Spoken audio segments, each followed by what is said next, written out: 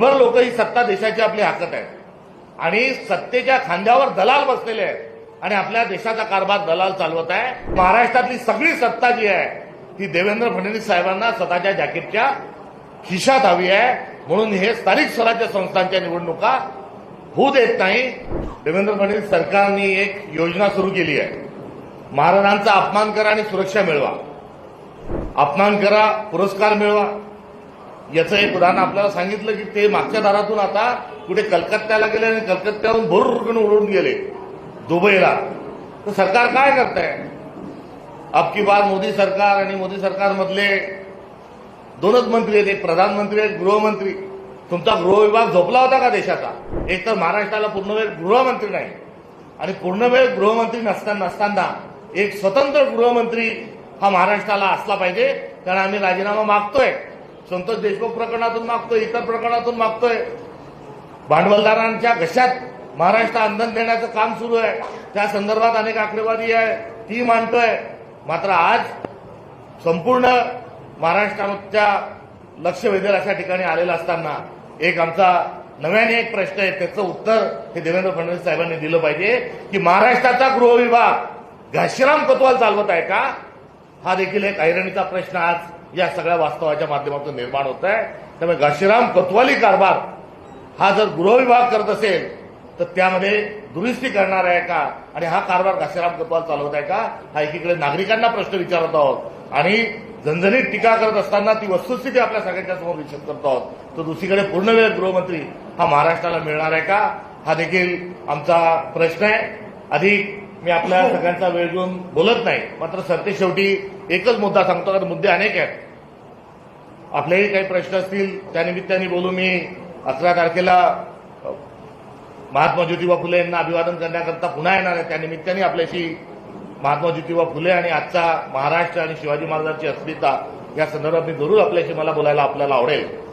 मात्र सत्तेचं विकेंद्रीकरण झालं पाहिजे।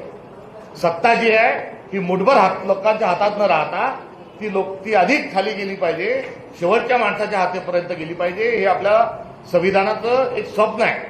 आपला कारभार जो आहे तो to the people, by the people, for the people चालावा, अशी एक संकल्पना आपल्या संविधानाच्या निर्मितीच्या अनुषंगानं लोकशाहीकडे आपली आहे।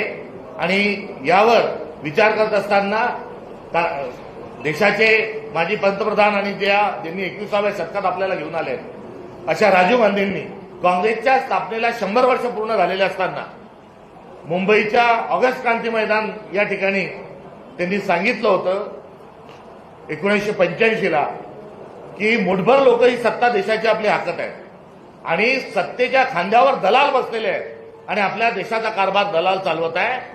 हे त्या ठिकाणी त्यांनी तात्कालीन परिस्थितीत सांगितलं आणि तात्कालीन परिस्थिती सांगत असताना पुढे हे दलाल किती विचित्र वागणार आहे आणि त्याचा क्रूर चेहरा किती होणार आहे आणि ते जर थांबवायचं असेल तर सत्तेचं विकेंद्रीकरण झालं पाहिजे, ही भूमिका मांडली आणि नुसती भूमिकाच मांडली नाही तर 73वी आणि 74वी घटना दुरुस्ती करून घेण्याकरता राजीव गांधींनी भाग पाडलं।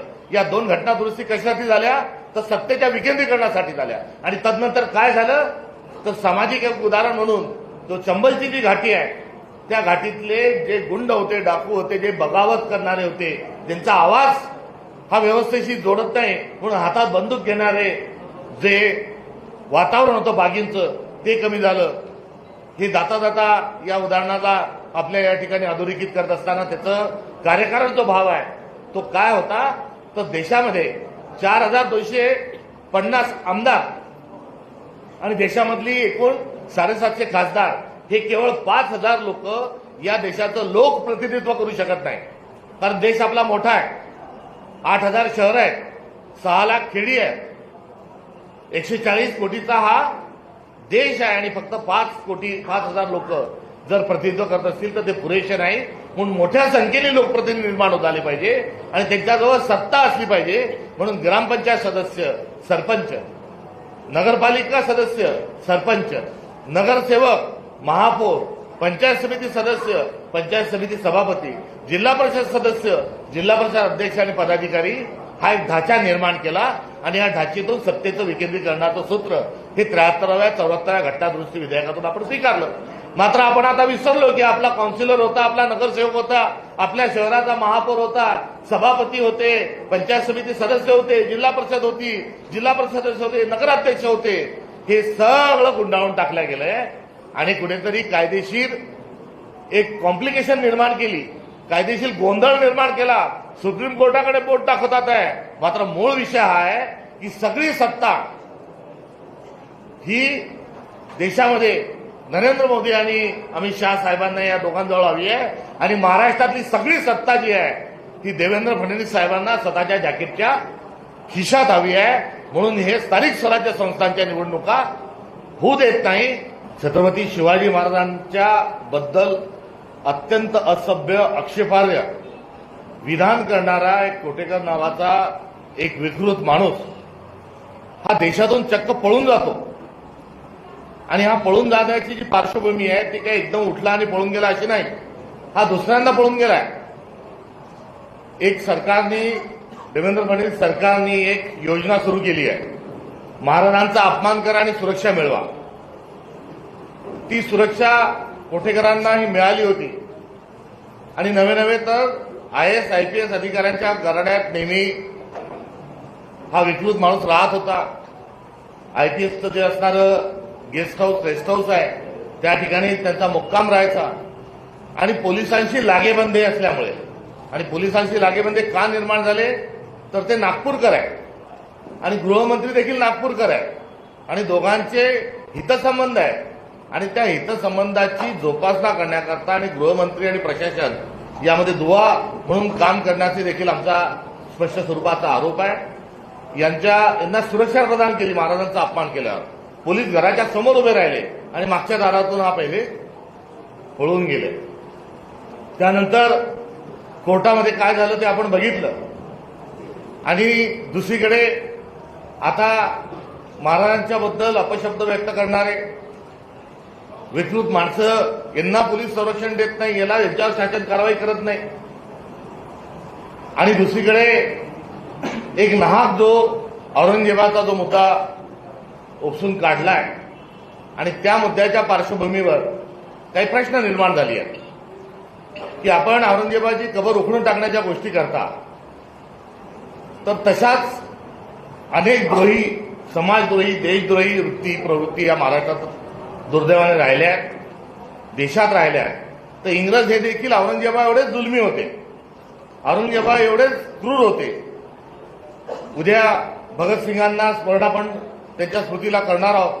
त्या भगतसिंग, राजगुरू, सुखदेवांना फाशीवर देणारे, जलियनवाला बाग हत्याकांड याच्यापेक्षा एकापेक्षा एक मोठं क्रूर कृत्य ज्या इंग्रजांनी केलं त्यांचे हस्तक म्हणून वावरलेले राहिलेले बरेच लोक ही आहेत आणि विशेष करून महाराष्ट्रात आहे. आणि अशा लोकांचं, ज्यांनी इंग्रजांकडून पेन्शनही घेतली, ज्यांनी इंग्रजांच्या सैन्यात भरती रिक्रुटमेंटच्या संदर्भात एजंट म्हणूनही राहिले, या सर्वांचेही कबरी, पुतळे, स्मारक हे देखील हे सरकार, या सरकारशी संबंधित जे विश्व हिंदू परिषद आणि बजरंग दल हे तोडून टाकणार का, तोडणार का, काढणार का, असा एक प्रतिप्रश्न आव्हान स्वरूपामध्ये दिला होता. त्याचं उत्तर नाही. अपमान करा, पुरस्कार मिळवा, याचं एक उदाहरण आपल्याला सांगितलं की ते मागच्या दारातून आता कुठे कलकत्त्याला गेले आणि कलकत्त्यावरून भुर्रकन उडून गेले दुबईला. तर सरकार काय करतंय? अब की बार मोदी सरकार आणि मोदी सरकारमधले दोनच मंत्री आहेत, एक प्रधानमंत्री, एक गृहमंत्री. तुमचा गृह विभाग झोपला होता का देशाचा? आणि शिवाजी महाराजांचा अपमान करणाऱ्या माणसाला आपण खुशाल पळून जाऊ देता. आणि हा पळून जात असताना माझा स्पष्ट आरोप आहे की महाराष्ट्रातील पोलिसांनी, ज्या महाराष्ट्रातल्या पोलिसांचं ब्रीदवाक्य आहे सदरक्षणार्थ आणि खलनिग्रहणार्थ, तर सज्जनाचं संरक्षण आणि खलाचा निग्रह करण्याचा जे खलत्व आपल्याला ज्ञानेश्वर महाराजांनी पसायदानात सांगितलंय की ते नष्ट करण्याकरता जे खळांची व्यंकटी सांडो, आता ते खलत्व सांडण्याकरता, धरण्याकरता, पकडण्याकरता आणि सज्जनांचं आणि पर्यायाने आपल्या संस्कृतीचं रक्षण आणि शिवाजी महाराजांचा अपमान करणाऱ्या माणसाला पळून जाण्याकरता पोलिसांची फूस होती, पोलिसांची मदत होती. आता ही पोलिसांना मदत करायला भाग देवेंद्र फडणवीस यांनी पाडलाय का? हा एक प्रश्न आपल्या माध्यमातून या ठिकाणी मला सरकारला हा विचारायचा आहे.